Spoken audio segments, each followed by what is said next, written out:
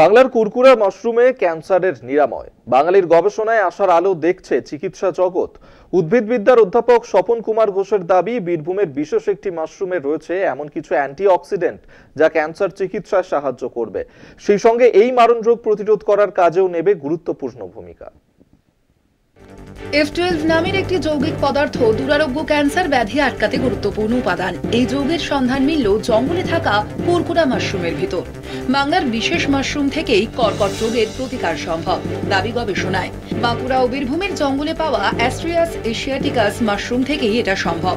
বিজ্ঞান জার্নাল নেচারের সায়েন্টিফিক রিপোর্টে প্রকাশিত একটি প্রতিবেদনে দাবি তেমনই। মাশরুমে পাওয়া F12 যৌগ ফুসফুসের ক্যান্সার, ব্রেস্ট ক্যান্সার, জরায়ু ক্যান্সার প্রতিরোধে গুরুত্বপূর্ণ উপাদান।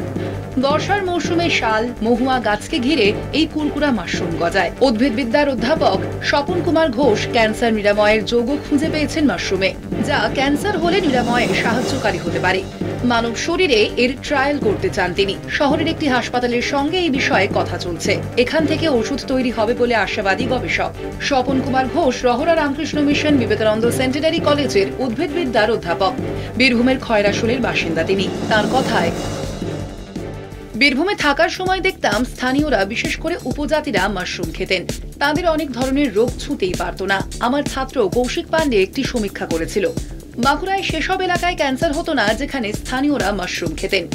শরীরে এই F12 এর কোনো খারাপ প্রতিক্রিয়া নেই। এটি অন্য কোনো কোষের ক্ষতি করে না। কেমোথেরাপি ক্যান্সারের কোষ সরায়, তবে স্বাস্থ্যকর কোষের ক্ষতি করে। F12 এর মধ্যে অ্যান্টিঅক্সিডেন্ট ও অ্যান্টি ক্যান্সার উপাদান রয়েছে। আমাদের বিপাকের সময় রিঅ্যাক্টিভ অক্সিজেন স্পিসিস উৎপন্ন হয়, যা ডিএনএর ক্ষতি করতে পারে, যা ক্যান্সার ও অন্যান্য রোগের দিকে নিয়ে যায়। কলকাতা টিভি।